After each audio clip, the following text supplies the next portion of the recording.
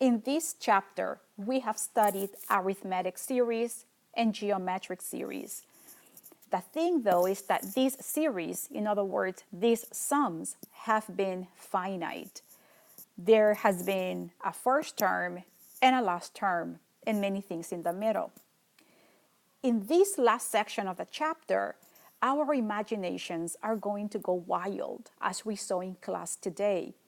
We are going to have geometric series, but this series is going to be infinite. In other words, an infinite sum. In other words, no last term. Here is an example of an infinite geometric series right here in front of us. Look at the first term, second, third, fourth, fifth, sixth term, and the sum continues forever, but all I was able to do is to place dot, dot, dot. And that means there is not going to be a last term because this sum right here will be an infinite geometric sum. It is geometric. If you look at the terms, all of the terms are in the same geometric form. A sub 1 times r to the n minus 1. The difference here is, again, that there is not going to be a last term. The nice thing about all this is that we can have an infinite sum that will actually give you a finite real number as an answer. I can add infinitely many terms and get a single number as the value of the sum. And as we were discussing in class, not all infinite series are going to be like this. Sometimes some infinite series are going to diverge. But I'm going to get to all this in just a few minutes. So let's go back to the infinite sum. First thing I want you to notice is the subscript. Instead of having s sub n, now we have s sub infinity, reminding us that this is an infinite sum. It is tiring to be writing this sum in expanded form. So you can imagine that we can bring sigma into all of this, and we can write the same sum in sigma or summation notation. We're going to go sigma as n goes from 1 to represent the first term. And then the upper limit will now be infinity. And then we're going to have the regular formula for the general term of a geometric sequence. We're going to have a sub 1 times r to the n minus 1. And this is the same thing. These two expressions here are exactly the same. The difference is that above we have the sum completely expanded.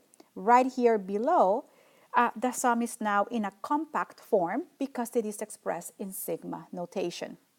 So going again, the lower limit of summation is going to be 1, infinity above to indicate infinite sum, and then this is the regular general formula for an infinite sequence.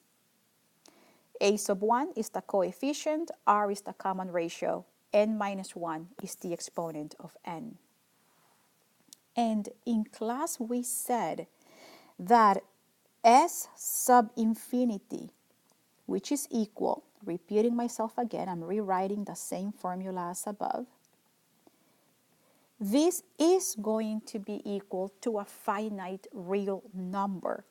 So this is going to be equal to a sub 1 over 1 minus r if the ratio of the geometric series is between -1 and 1. In this case, we say that the series converges to a real number. Okay? And the real number will be whatever you get by substituting the first term over 1 minus r.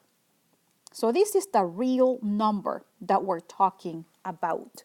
So whenever you hear, oh yeah, the series converges, that means that this infinite sum has a finite value, has a real number as the value of the sum.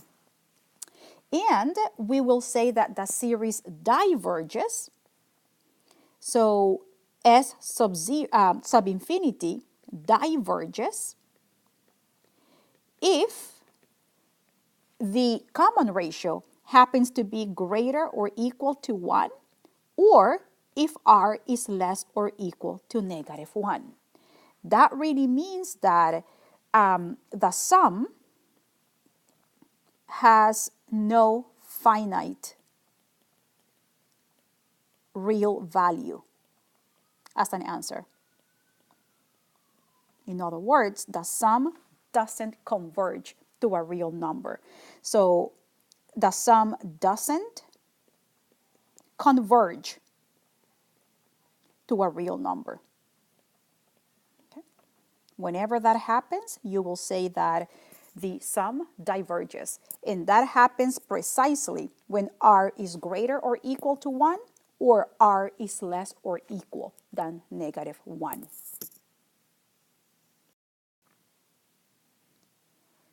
In example 1, they're asking us to find the sum of the following infinite geometric series. Here it is. I want us to observe some of the peculiarities of this series. The lower index of summation is 1, and above we have infinity, indicating us that this is an infinite sum. And then the expression right here matches perfectly with the general expression of an infinite geometric series. If you remember, in the introduction we stated the general form.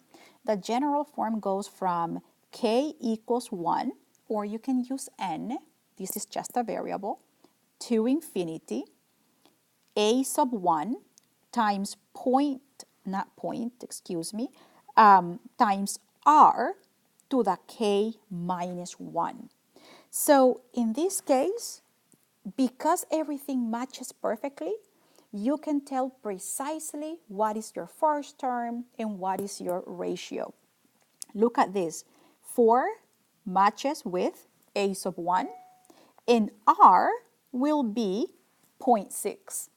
I want you to notice how even the exponent k minus 1 matches with the general form. So then you know that 4 is going to be your first term. And I will go ahead and make a note of that. A sub 1 is going to be 4. R is going to be 0.6.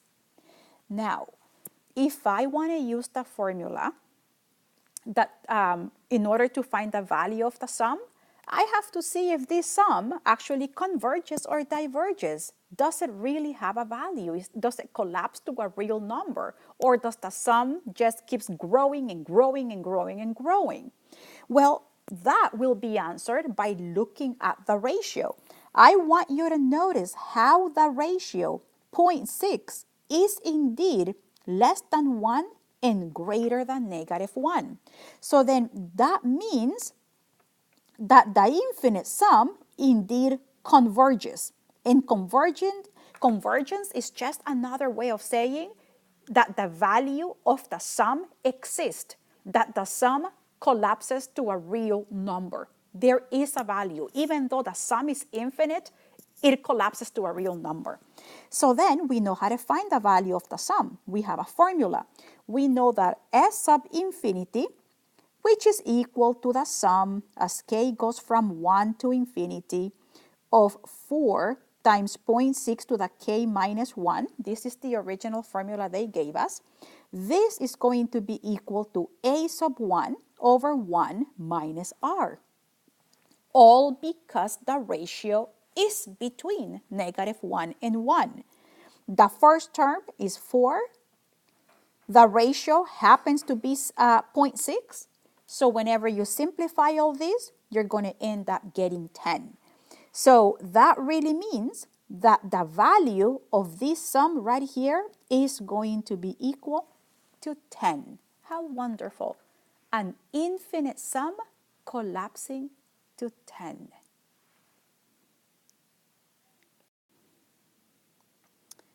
Let's look at this sum right here.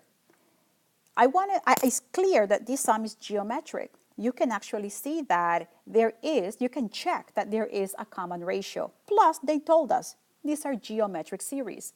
The point is it a series that converges to a real number or diverges? In other words, there's no finite answer. The series, the sum just gets larger and larger and larger. So this is the thing. Do I have convergence? Convergence? Or do I have divergence? I have to figure that out. And the way to figure that out is to figure out what is the value of r. I know that if r happens to be between -1 and 1, we have convergence. And if r is greater or equal than 1, or r is less or equal than -1, we have divergence.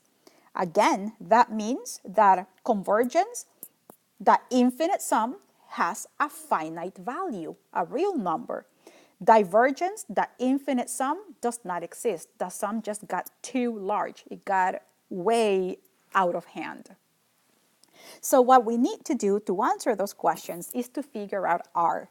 I know that r is going to be equal to 0.3 divided by 3. Actually, I'm going to turn these to fractions. I just feel more comfortable with fractions. So 0.3 is 3 divided by 10 over 3. That means 3 over 10 times 1/3. That means 1 over 10 is the common ratio. And this is a wonderful common ratio because look at this. 1 over 10 is between 1 and -1. So we conclude that the sum converges. And it will converge to whatever this value turns out to be, a sub 1 over 1 minus r. So then let's find that value right here. I'm going to write s sub infinity to avoid writing all of those decimals. So s sub infinity will be 3, the first term, divided by 1 minus 1 over 10. That's how easy it is. As soon as you see that the ratio is between -1 and 1, then you know that the series converges to this number, a sub 1 over 1 minus r. So you substitute 3, you substitute 1 over 10, and now you just simplify. So this is going to be 3, common denominator 10. So then that means 10 minus 1 in the numerator. That's going to give us 9. This will be 3 times 10 divided by 9. So that's going to give us 30 divided by 9. And 30 divided by 9 will simplify to 10 divided by 3. And 10 over 3 is the value of that infinite sum.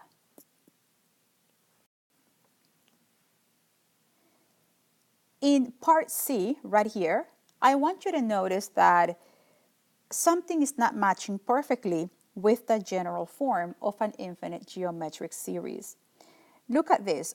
If I look at the expression seems to match perfectly with what I have here. Here is the place for possibly a sub 1, possibly the ratio. So from the point of view of these expressions, everything looks good. But look at the lower index of summation. It doesn't begin with 1. It begins with 2. Then that means that I cannot assume that this is the first term. It may not. I'm going to have to go ahead and do what we have been doing in the past, which is to expand it. I need 2 terms, the first 2 terms, to figure out what is the common ratio. And in that way, I will also figure out what exactly is the value of the first term. So let's go ahead and do that first. So expanding, and again, I just need the first 2 terms. When k is equal to 2, we're going to have 8 times -1/2, 2 minus 1, plus when k is equal to 3, 8 times -1/2, 3 minus 1 plus dot, dot, dot. I don't care about the rest. Simplifying just a little, we're going to have 8 times negative 1/2 plus 8 times negative 1/2 squared plus dot, dot, dot. And then you notice that 8 times negative 1/2 will give us negative 4. And whenever we square this and we multiply by 8, we're going to get 8 times 1 divided by 4 plus dot, dot, dot.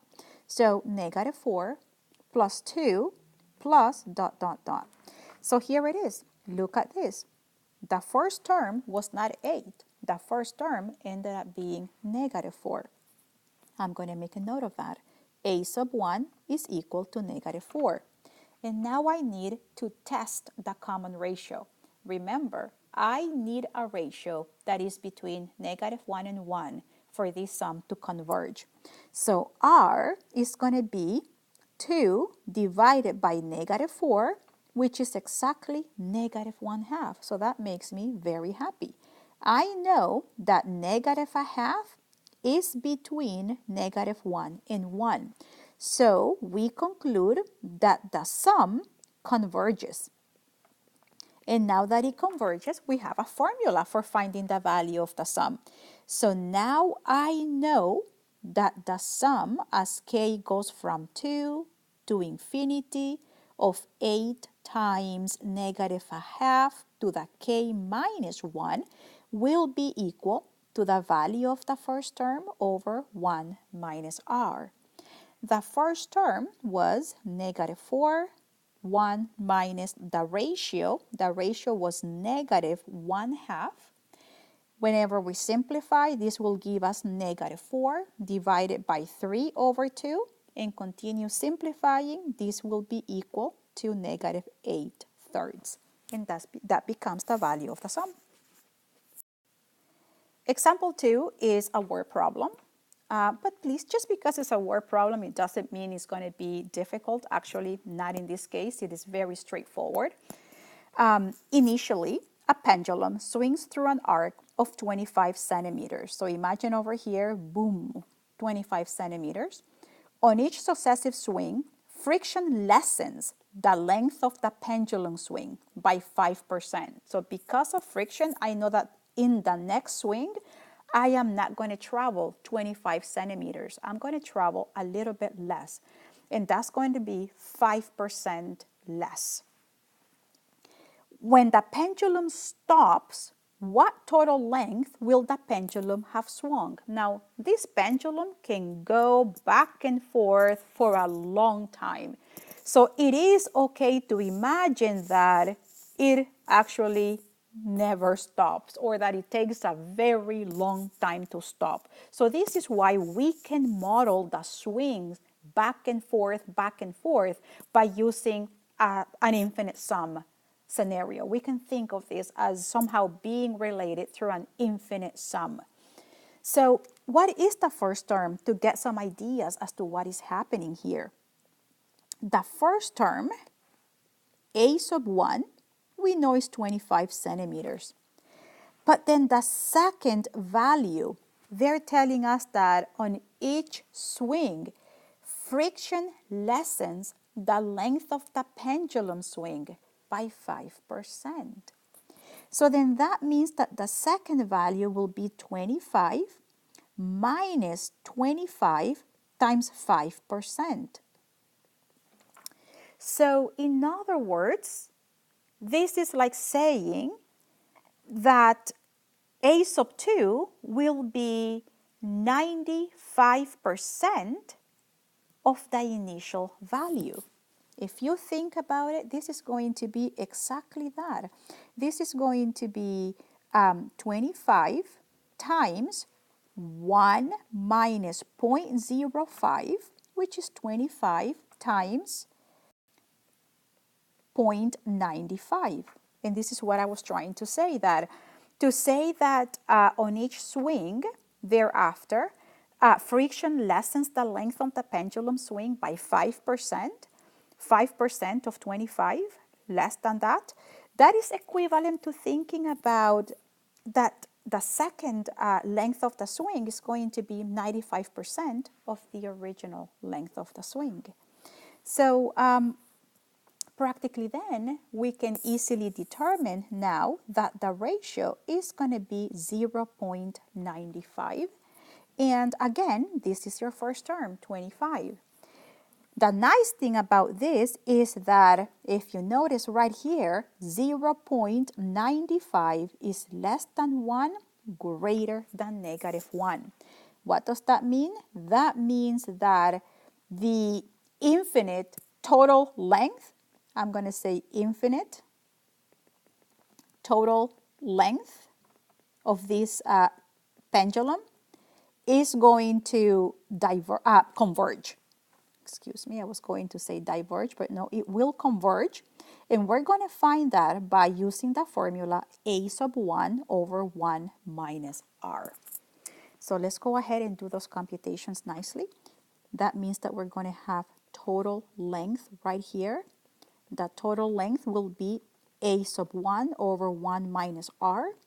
A sub 1 is 25 divided by 1 minus 0.95. That's going to be equal to 25 divided by 0.05. Continuing here, and I'm going to switch to fractions. 0.05 is just like having 5 divided by 100. 5 over 100 is equivalent to 1 over 20. So then this will give us 25 times 20. That will be 500 centimeters. Okay? So if we look at the question, when the pendulum stops, what total length will the pendulum have swung? So you're going to say that the pendulum have swung a total length of 500 centimeters.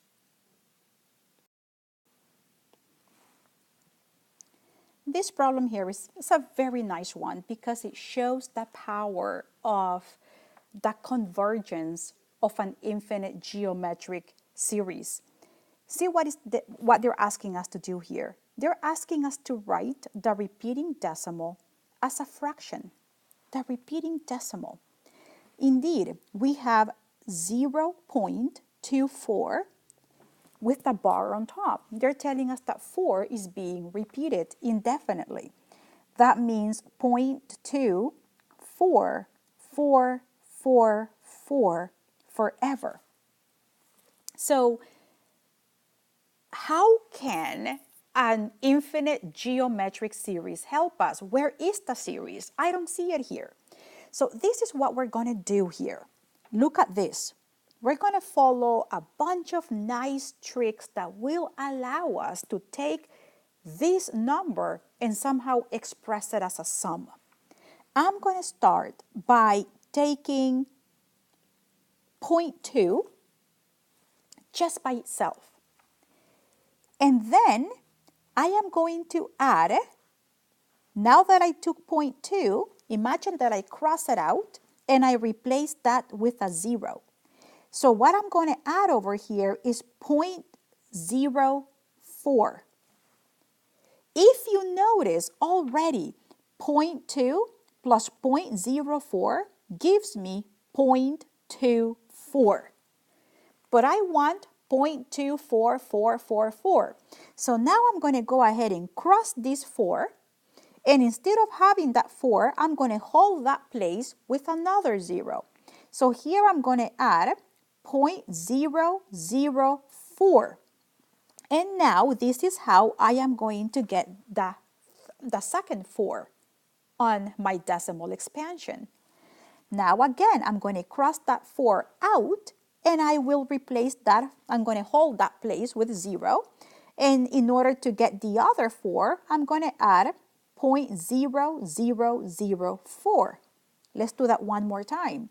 Now this is gone, replaced with 0, and I will now have plus 0.00004. And if I continue in this way, I am going to get that this decimal is equal to that entire sum. How beautiful. And now what I want you to notice is the following, that if I were to consider just this sum over here, only the sum of 0.04, 0.004, and so on, that sum is geometric. If I try to include the 0.2 with this 0.2, the sum is not going to be geometric. So I will pretty much ignore the 0.2 for a bit, and I will focus on this sum right here. And this beautiful sum, again, let me even circle it in red. This beautiful infinite sum is geometric. If I compute the common ratio, I'm going to have 0.004 divided by 0.04.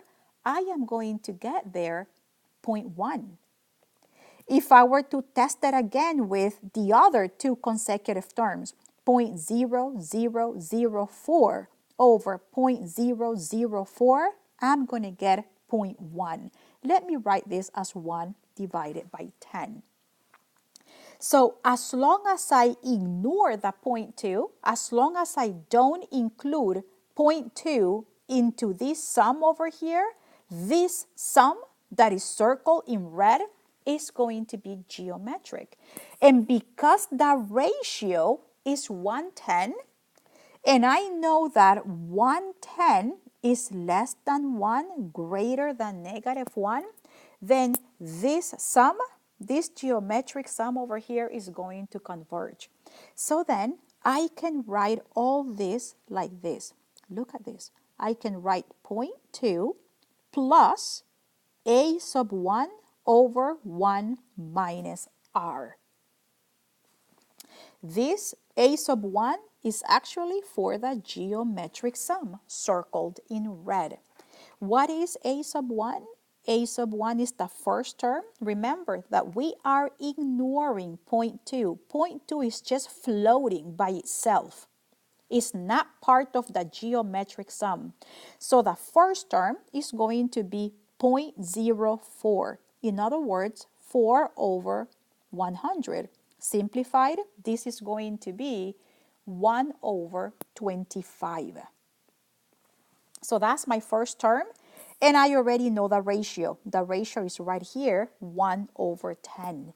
So now substituting, we are going to have 0.2 plus a sub 1. What is a sub 1 again? 1 over 25 divided by 1 minus the ratio, 1 over 10.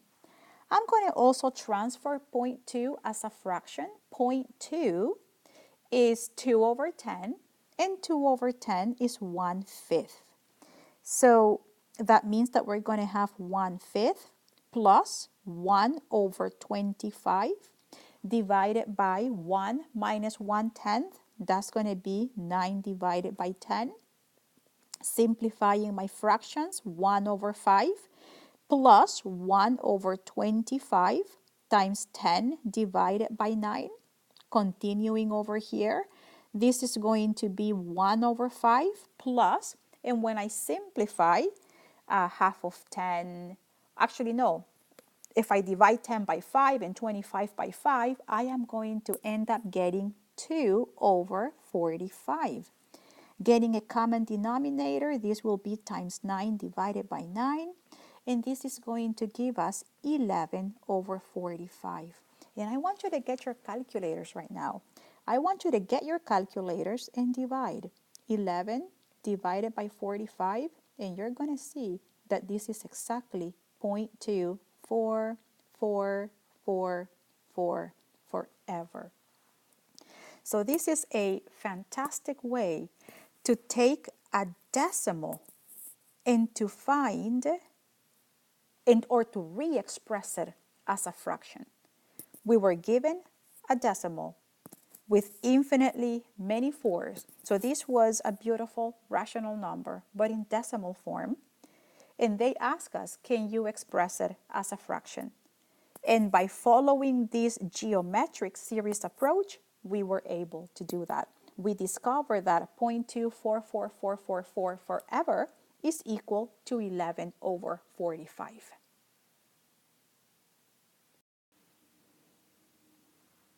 Example number 4 is not dealing too much anymore with geometric series. This is just an infinite series.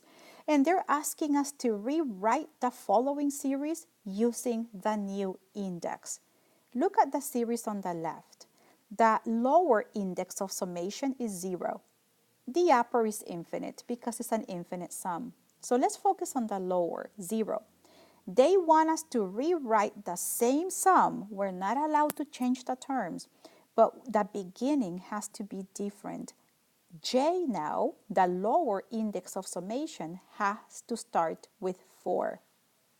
So in order to do that, I feel that the base, we can keep the base as 2. That can stay the same. I don't see why it needs to change. What needs to change, however, most likely will be the exponent. It is not going to be 3 times I minus 1 anymore. The expression of the exponent will be different.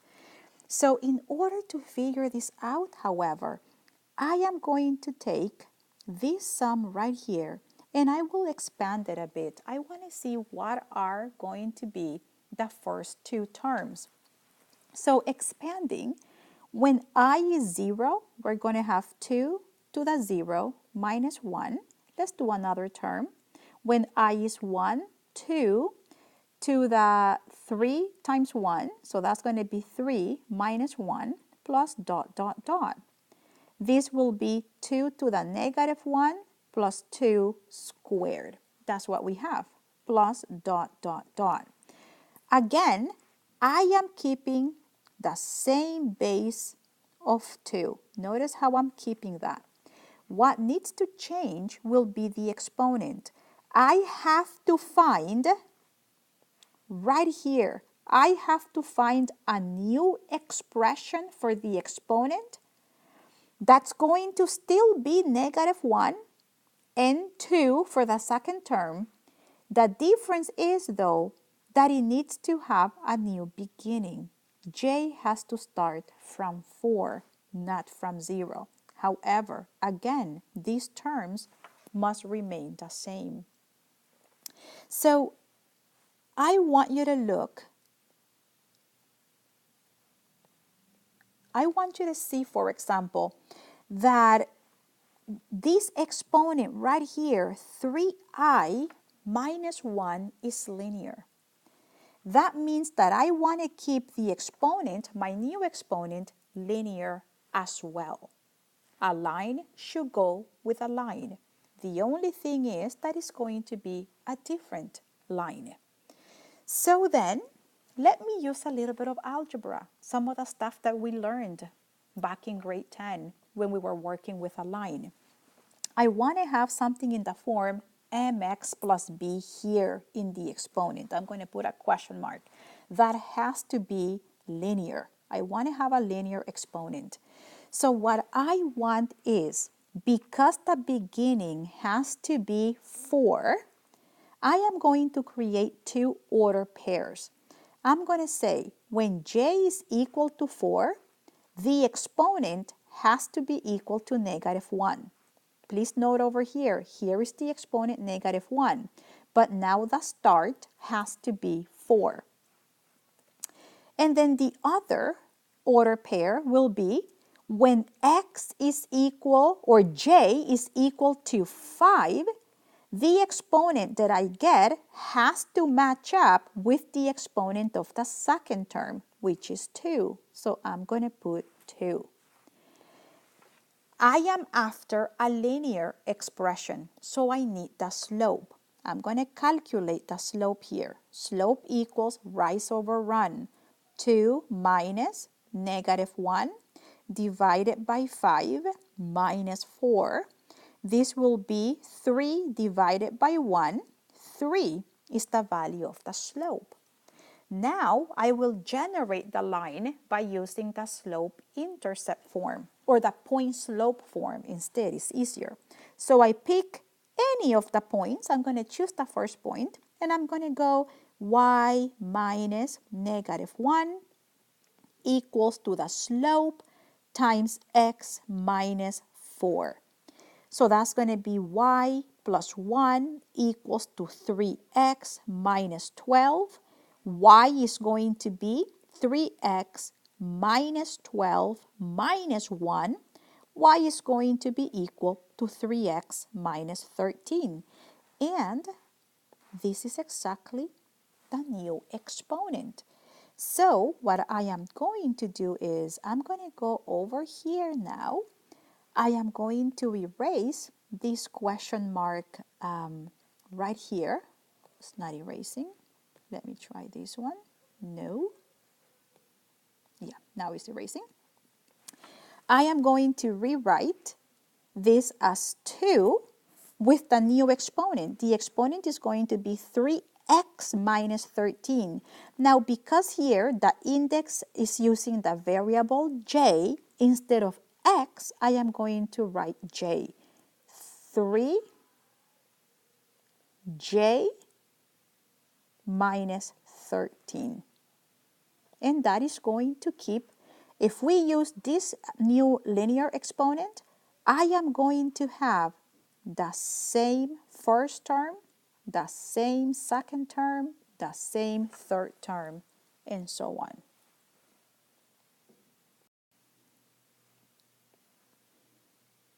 Final question, example 5. If possible, solve for x. And this is if possible. It may not be possible. We'll see exactly what happens. So I have an infinite sum on the left, supposedly equal to 2/5. Is it possible to find the value of x? Well, if we look at the infinite sum, I see the proper setup of a geometric infinite series. I have the sum as k starts with 1, goes all the way to infinity. I do see an a sub 1 times r to the k minus 1. You can imagine that a sub 1 is 1, r is 2x, and look at the exponent, k minus 1, k minus 1. The beginning is 1, the beginning is 1 here as well. So then I know that this sum on the left will converge. In other words, I am going to have convergence if and only if the ratio, and the ratio here is 2x, if 2x is less than 1, greater than -1. If 2x is between -1 and 1, the sum on the left is going to converge to something finite. Let me actually divide every single term by 2. If we do that, we are going to have that -1/2 is less than x, less than 1/2. In other words, x is going to be between -1/2 and 1/2. So then, let's see if x is between -1/2 and 1/2. So going to the left, I am going to use the formula a sub 1 over 1 minus the common ratio. That should be equal to 2/5. A sub 1 happens to be equal to 1 divided by 1 minus 2x, which is equal to 2/5. Then, to solve for x, we're going to cross multiply. And that's going to give us 2 times 1 minus 2x equals to 5. Distributing 2 minus 4x is going to be equal to 5. Then, -4x is going to be equal to 5 minus 2, 3. That means that x will be -3 divided by 4. And then as soon as you see the value of x that we have obtained, I want you to go ahead now and compare it to the condition that we need for convergence. If we want to be able for the sum on the left to converge, we said that x has to be between -1/2 and 1/2. And unfortunately, we got that x is equal to -3/4. -3/4 is not between -1/2 and 1/2. In fact, -3/4 is to the left of -1/2. So it's outside of this interval. That means that this solution over here happens to be extraneous. In other words, there is no solution. The solution is the empty set.